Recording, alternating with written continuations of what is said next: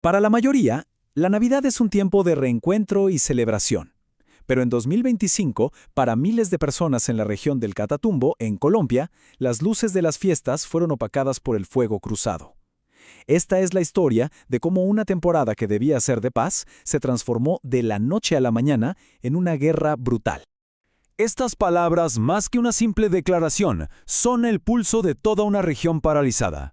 No estamos hablando de números, sino del miedo real, del día a día, de la decisión desgarradora de tener que dejarlo todo atrás, solo para seguir con vida. Ese fue el aire que se respiró en el Catatumbo en la Navidad de 2025. Y aquí es donde vemos el contraste más doloroso. Mientras las grandes ciudades del país veían a la gente salir de vacaciones, en los caminos rurales del norte de Santander se vivía otro tipo de éxodo, el de familias enteras huyendo, no hacia un lugar de descanso, sino escapando de la muerte. Bueno, vamos a meternos de lleno en esto. ¿Qué fue lo que pasó exactamente para que la Navidad del 2025 terminara siendo recordada como una Navidad negra? Los hechos, la verdad, son escalofriantes. A ver, imaginemos por un segundo el colapso total de la vida. Una masacre justo el día de Navidad que obliga a que todo cierre. El miedo es tan grande que la gente empieza a colgar sábanas blancas en sus ventanas como una súplica desesperada para que no los ataquen. Y a esto hay que sumarle la guerra moderna, drones sobrevolando las casas y el terror constante de las minas antipersonales. Comunidades enteras quedaron atrapadas, en silencio y a oscuras. Ahora la pregunta clave es, ¿quiénes están detrás de esta violencia y por qué pelean con tanta hazaña? Es importantísimo entender esto, porque no estamos hablando de una lucha ideológica, sino de una guerra pura y dura por control y por dinero.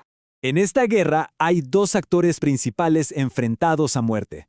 Por un lado, el ELN, una guerrilla con décadas de historia en la zona, lanzando una ofensiva brutal para quedarse con todo. Y por el otro, las disidencias del Frente 33 de las FARC, los que no firmaron la paz en 2016 y ahora defienden con uñas y dientes el territorio que ya controlan. La población civil, como siempre, queda atrapada en medio de esta guerra de exterminio. Y aquí está el meollo del asunto. El Catatumbo es básicamente una mina de oro para las economías ilegales. Quien controla la región, controla las rutas de la cocaína, extorsiona a las empresas legales y explota minas de forma clandestina. Lo que está en juego no es una ideología, es el control de un imperio criminal que mueve millones. Por eso, la guerra es a muerte. Las historias personales son devastadoras, pero para entender la escala real de esta catástrofe, a veces los números hablan con una claridad brutal. Veamos el costo humano de este conflicto durante todo el 2025. 87.438 personas. Pensemos un momento en esa cifra. Es como si una ciudad de tamaño mediano hubiera sido borrada del mapa, forzada a huir en un solo año y en una sola región. Es el resultado más masivo y directo de la violencia. Pero ojo, que la crisis de Navidad no apareció de la nada. Fue la culminación de un año de terror constante. Si miramos solo los primeros 3 meses de 2025, ya había más de 6.000 desplazados, más de 900 homicidios. La violencia estaba desatada desde el comienzo del año. Y la tragedia tiene muchas caras. No son solo los desplazados, son 166 vidas perdidas, asesinadas. 6.000 personas que en diciembre ni siquiera podían salir de sus casas por miedo a quedar en medio de los combates. Y hay un dato que es clave. 6 firmantes del Acuerdo de Paz de 2016 fueron asesinados. Esto manda un mensaje terrible a cualquiera que quiera dejar las armas. Y esta es la cifra que, de alguna manera, lo engloba todo.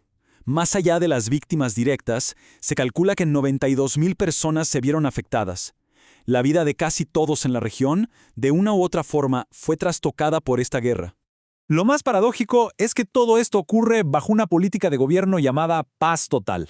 Pero en el terreno, en la realidad, muchos la describen con un término mucho más oscuro: paz mortal. ¿Cómo es posible que una política de paz termine generando más violencia? Vamos a analizar esta contradicción. A ver, la idea principal de la paz total era sentarse a dialogar con todos los grupos armados al mismo tiempo para así desactivar la violencia en todo el país. El senador Iván Cepeda ha sido una de las caras más visibles de esta estrategia, defendiendo que la negociación es siempre el camino. Pero en la práctica, esto generó un fenómeno que los analistas han llamado paz mortal. La lógica es simple y a la vez terrible. Cuando el Estado frena sus operaciones militares para poder dialogar, crea un vacío de poder. y ese vacío fue aprovechado por los grupos ilegales no para buscar la paz, sino para eliminarse entre ellos y aterrorizar a la población sin que nadie interfiriera. Esta cita del análisis es demoledora porque resume la tragedia a la perfección. El Estado deja de combatir esperando un gesto de paz, pero los grupos armados simplemente cambian de objetivo. Ya no disparan contra los soldados, sino contra sus rivales y sobre todo contra la gente. La paz del Estado se convirtió en la guerra de los ilegales. El contraste es clarísimo. La intención era bajarle el volumen a la violencia, pero el resultado en el Catatumbo fue todo lo contrario, una intensificación de la guerra entre los grupos, una limpieza social y el fortalecimiento del actor armado más violento. Para la gente de allá, la política de paz se sintió como un abandono total. Con este panorama tan desolador, el futuro del Catatumbo es, profundamente incierto. La violencia no solo deja muertos y desplazados, destruye el tejido social, lo deshace por completo. Es que los efectos de esta guerra son como un efecto dominó. La economía se paraliza, los campesinos no pueden vender sus cosechas, una ambulancia no puede pasar para salvar a un herido, los niños están en riesgo constante de ser reclutados a la fuerza. Y los que ya habían apostado por la paz, los excombatientes de 2016, ahora son cazados y asesinados. Es una destrucción social a gran escala. Y terminamos con esta pregunta, ¿qué es realmente el nudo de toda la crisis? ¿Los grupos armados pueden declarar una tregua con el Estado? Sí, pueden dejar de atacar a la policía o al ejército. Pero si esa tregua no incluye a la población civil, si entre ellos se siguen matando y aterrorizando a la gente, ¿de verdad se puede llamar a eso un proceso de paz? Para la gente del Catatumbo, la respuesta parece dolorosamente clara.